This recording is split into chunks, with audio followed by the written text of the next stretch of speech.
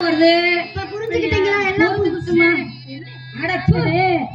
குப்பையா நாறுது. ஏமா இப்படி வந்து ஆஸ்துமா நோய் வந்த மாதிரி இருக்கியே, ஏமா இப்படி கரங்கி போயிருக்க? அத ஏன் கேக்குற? கேட்டாமா டிபி வந்துருச்சு, சுகர் வந்துருச்சு, பிபி வந்துருச்சு.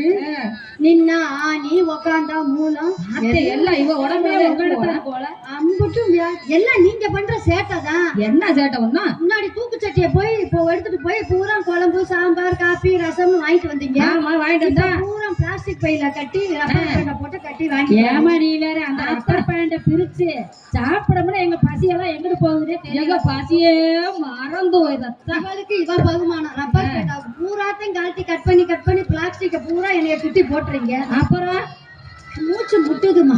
இதுல எனக்கு ஆஸ்மா வந்துருச்சு. ஏ இருடி, தொண்டை தண்ணி உங்கள்கிட்ட போக்கிக்கிறேன். அப்புறம் என்ன இந்த முட்டு பையா கூட தட தட தடன்னு